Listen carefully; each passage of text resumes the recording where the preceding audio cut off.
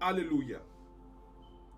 Dans ce petit enseignement que j'appelle Quick Study, c'est-à-dire que enseignement rapide, je vais parler de 10 étapes qui vont aider ta vie de prière.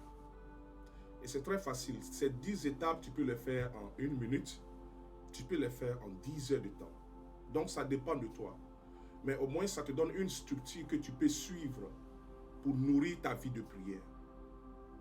Et il y a des gens souvent, ils sont dans la prière et ils ne savent pas qu'est-ce qu'il faut dire. Ils ne savent pas ce qu'il faut dire. Ou bien, dans la prière, ils oublient les sujets de prière. Ou bien, il y a des versets qu'ils veulent utiliser dans la prière, mais ils ne savent pas comment faire. Ou ils veulent utiliser les histoires bibliques dans la prière, mais ils ne savent pas faire. Vous voyez, la prière, elle est très importante. Le langage spirituel entre toi et Dieu, c'est la prière. Le langage spirituel entre toi et les démons, c'est la prière. Et alors, il faut savoir faire cette prière. Alléluia. Donc, ces 10 petites étapes vont t'aider à être fort dans la prière. Alors, l'étape numéro 1, c'est quoi? On appelle ça la prière de contact. Quand tu commences une prière, ne va pas directement sur ce que tu veux. Quand tu commences une prière, ne va pas directement sur les péchés. Ne va pas directement sur tuer les démons ou bien je ne sais pas quoi si cela était possible. Tu vois un peu? Il y a une manière de procéder la prière pour que cette prière soit efficace. Parce que dans le système spirituel, dans le monde spirituel, il y a des lois, il y a des règles qu'il faut suivre. Et quand ces règles ne sont pas suivies, alors il y a des prières qui n'ont pas d'efficacité, il y a des prières qui n'ont pas de valeur. Ça ne sera qu'une perte de temps, tu vois. Tu te dis que tu venais de prier, mais là tu es déçu, tu es découragé après la prière parce que tu étais en train de perdre ton temps. Donc il y a des trucs qu'il faut suivre. Quand tu es en train de prier, il faut commencer par la prière de contact. Ok? Bon, il peut arriver souvent que tu peux faire une prière rapide. Par exemple, quand Jésus était sur l'eau avec les disciples, la prière qu'il a fait, il dit, je crois il a dit quoi? Il a dit que le vent se calme. Il a dit ça, peut-être ça fait 2 mots ou bien 3 mots. Calme-toi le vent ou bien quelque chose. C'est une prière aussi. Je ne parle pas de cela. Je parle d'une vie de prière. Alléluia. Donc la prière de contact, comme vous le voyez, ça te met en contact, tu vois, avec le monde spirituel. Alléluia. Dans le livre de Matthieu chapitre 18, verset 20, la Bible parle de, tu vois, il faut que tu donnes l'atmosphère au Saint-Esprit. Alléluia. Il faut que l'Esprit de Dieu te donne l'inspiration. Il faut que l'Esprit de Dieu te donne la sagesse. Il faut que l'Esprit de Dieu te donne la connaissance. Il faut accepter la présence du Saint-Esprit. Il faut dire, Saint-Esprit, je t'accepte. J'accepte ta présence. Merci parce que tu es ici.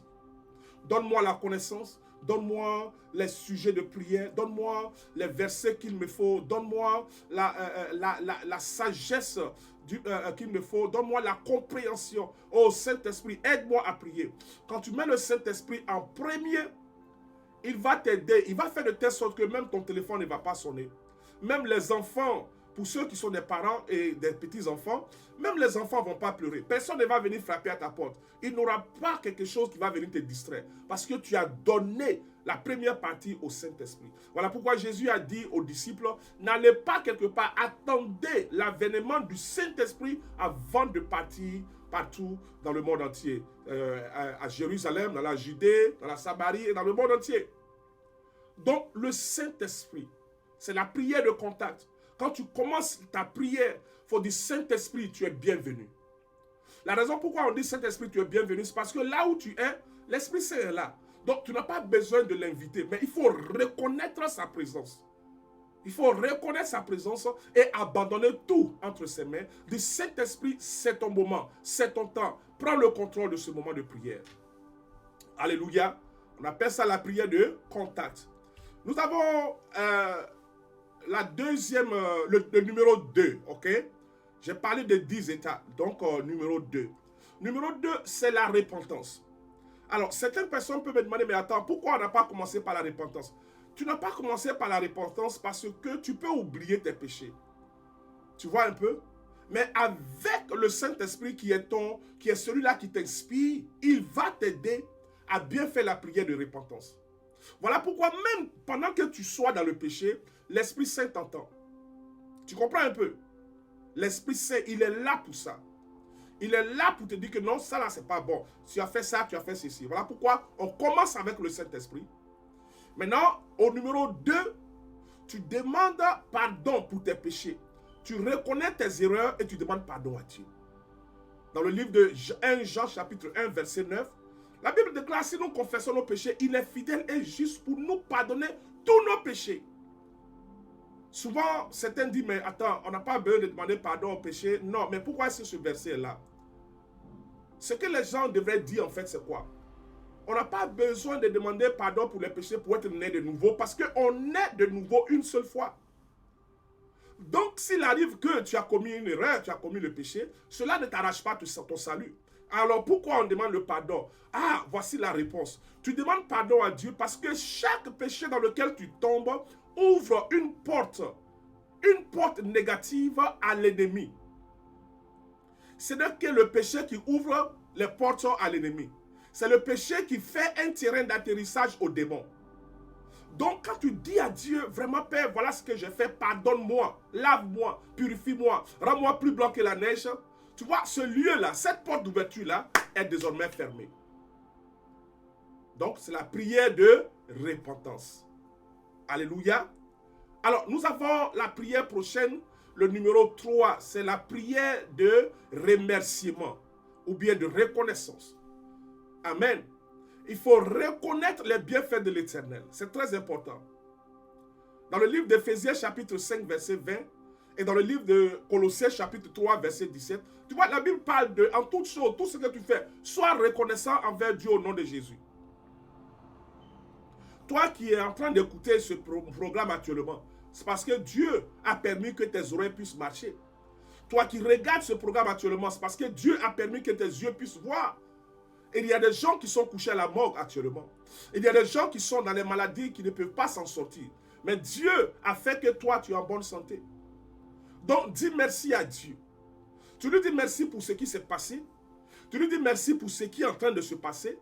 Et même, tu lui dis merci pour ce qui va se passer. Parce que Dieu, il a déjà travaillé. Il a déjà fait le travail. Toi, tu es là. Tu vas aller à travers l'expérience physique. Sinon, Dieu s'est déjà manifesté. Donc, tu lui dis merci. Merci Seigneur de ce que tu as enlevé cette montagne du devant moi. Merci Seigneur de ce que tu as ouvert la mer rouge devant moi. Merci Seigneur de ce que tu as fait écrouler les murailles qui bloquaient ma bénédiction. Seigneur, merci pour la protection de ma maison. Seigneur, merci pour ce que tu es en train de faire de ma vie. Vous voyez un peu? Donc ça, c'est le numéro 3. Alors, en numéro 4, qu'est-ce qui se passe? On appelle ça la prière de réclamation. Tu vois un peu, si tu regardes dans ces étapes, tu es en train d'aller vers le combat spirituel. Alors, la réclamation. Réclamation de quoi? Réclamation du sang de Jésus. Il faut réclamer le sang de Jésus. C'est très important. Le sang de Jésus est l'arme protectrice qui a été utilisée dans le livre d'Exode, chapitre 12, verset 13. Vous voyez, dans ce livre-là, on dit qu'un agneau a été utilisé. Vous voyez, hein? Quand vous traversez la Bible, vous arrivez dans Jean chapitre 1, verset 29, vous allez voir que l'agneau qui avait été utilisé dans Exode chapitre 12 était l'image de Jésus-Christ, qui est l'agneau de Dieu. Et c'est le sang de cet agneau qui a arrêté la manifestation de l'esprit de mort contre les premiers-nés des enfants d'Israël en Égypte. Donc le sang de Jésus est très important contre la mort. Le sang de Jésus est très important contre les défaites, contre les échecs. Le sang de Jésus est l'armure qu'il te faut pour te protéger contre les attaques. Donc quand tu réclames le sang de Jésus, alléluia, sang de Jésus, couvre-moi. Sang de Jésus, couvre mes affaires. Je couvre mon magasin du sang de Jésus. Mes enfants vont à l'école, je les couvre du sang de Jésus. Je couvre mon mari du sang de Jésus. Je couvre ma femme du sang de Jésus. Je couvre ma voiture du sang de Jésus. Vous allez voir les voitures qui se gâtent tous les jours. Couvrez les voitures, ces voitures-là du sang de Jésus. Les maris qui sortent tous les jours, ils vont se promener, ils viennent le lendemain. Couvrez leur coussin du sang de Jésus. Vous allez voir, les choses vont commencer à changer. Couvrez votre compte bancaire du sang de Jésus. Couvre ton boulot du sang de Jésus. Alléluia. La prière de réclamation. Alors, la prochaine prière, qui est la 5e prière, on appelle la prière d'invocation. Et c'est là qu'on invoque la puissance du Saint-Esprit. Invoquer la puissance du Saint-Esprit n'est pas le Saint-Esprit lui-même. Le Saint-Esprit, tu as déjà eu la communion avec le Saint-Esprit au point numéro 1. Le Saint-Esprit n'est pas une puissance, mais il obtient la puissance. Il a la puissance de Dieu. Donc là, on invoque la puissance du Saint-Esprit. On invoque l'armure spirituelle, le casque du salut, la cuirasse de la justice, le bouclier de la foi, le zèle que donne l'évangile de paix aux pieds, la ceinture qui est la vérité, la vérité pour la ceinture, l'épée à double tranchant qui est la parole de Dieu. Tu vois un peu l'armure spirituelle, le parler en langue. Donc tu invoques cette puissance. J'invoque le feu, j'invoque la puissance du Saint-Esprit. Pendant ce moment de prière, feu de Dieu descend, feu de Dieu descend, feu de Dieu descend. Voilà un peu comment tu fais cette prière. Alléluia, alléluia. Tu invoques la puissance du Saint-Esprit. Éphésiens chapitre 6 parle de ça. Ça, c'est le numéro 5. Au numéro 6, c'est là que tu fais le combat spirituel. Le chiffre 6, c'est le chiffre de l'homme. Et 6 là, 3 fois, c'est le chiffre de Satan. C'est là que l'homme se lève contre Satan et ses démons. Le numéro 6, le 6e. C'est là que tu fais le combat spirituel. Là, tu es prêt pour faire le combat spirituel. Tu es couvert du sang de Jésus. Tes péchés sont pardonnés. Tu as les armes spirituelles en main. Alors tu es prêt pour aller contre ces sorciers, ces sorcières, ces malfaiteurs. Selon le livre de 1 Timothée 6, 12. Tu fais le combat spirituel. Tu détruis tous les projets. Sache que tu ne peux pas tuer les démons. Tu peux les chasser. Tu peux détruire les œuvres des démons. Ok? Donc tu les chasses. Tu détruis leurs œuvres. Tu annules leurs projets. Tu annules les stratégies qu'ils ont. Tu brises tout au nom de Jésus. Ça, c'est le point numéro 6. Point numéro 7, c'est là où tu dois adorer le Seigneur maintenant. Là, tu parles en langue. Là, tu adores Dieu.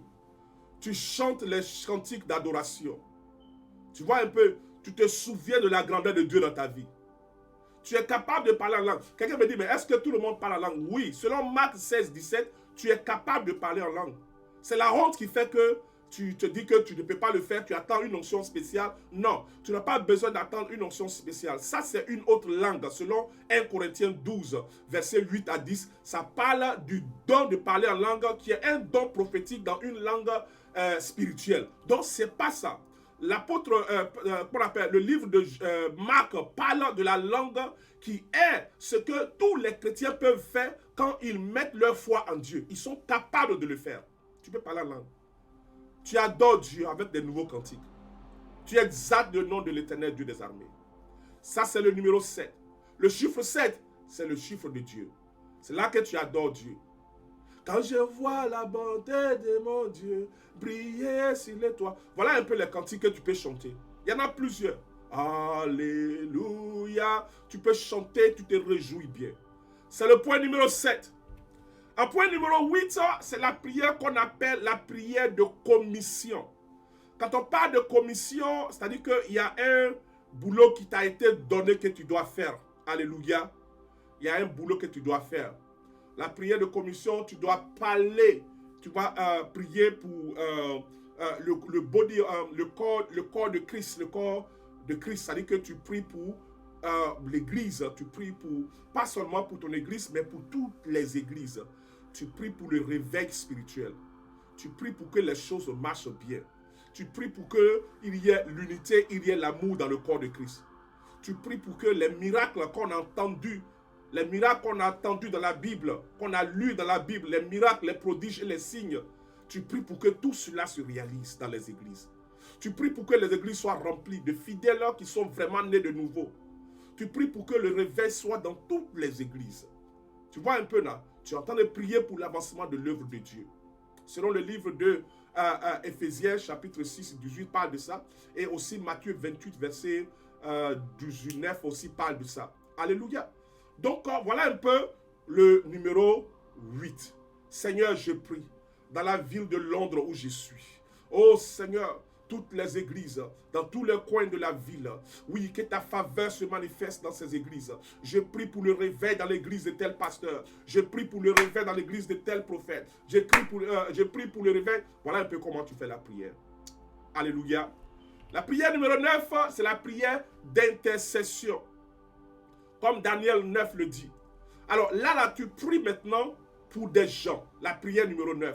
Tu pries pour ta cousine, tu pries pour ton cousin, tu pries pour ton frère, tu pries pour ta soeur, tu pries pour des gens, tu pries pour que vraiment ceux-là même qui n'ont pas encore la connaissance du Seigneur dans leur vie, tu pries pour que ces personnes soient touchées. Parce que tu entends un peu. Maintenant, tu pries aussi pour la ville où tu es, le pays où tu es. La Bible dit que ta paix dépend du pays où tu es résident. Donc, moi, je suis en Angleterre. Je prie pour qu'il y ait la paix en Angleterre. Je prie pour que l'économie anglaise vraiment puisse avoir une promotion, que l'économie vraiment puisse aller en haut au lieu d'aller en bas. Si vous voyez un peu, je prie pour qu'il y ait la paix. Je prie pour que les attaques, les accidents vraiment soient réduits à zéro. Je prie pour le pays. Je prie pour mon voisin, qu'il arrive à connaître, à accepter le Seigneur Jésus. Ça, c'est la prière d'intercession. La prière d'intercession, c'est le numéro 9. La dernière partie de la prière maintenant, c'est la prière numéro 10. On appelle ça la prière de pétition. Alors, tu pries pour demander. Selon le livre de Matthieu 7, 7, il est dit, demande et il te sera donné. Frappe et la porte sera ouverte. Cherche et tu vas trouver. Donc là, tu demandes. Tu envoies ton cas devant le Seigneur. Tu dis, Seigneur, voici ma situation. Le docteur dit qu'il y a un problème dans mes os. Le médecin dit qu'il y a un problème dans mon sang. Le docteur dit qu'il y a une situation héréditaire. Oh Seigneur, guéris-moi. Seigneur, voici ma situation. Mon visa est bloqué. Oh Seigneur, voici ma situation. Mon titre de séjour est périmé et on ne veut plus renouveler. Seigneur, voici ma situation. J'envoie mon cas devant toi. Oh Père, aie pitié de moi. Oh Seigneur, étends ta main dans mon projet. Étends ta main dans mes entreprises. Que mes affaires commencent à marcher. Voilà un peu la prière de pétition.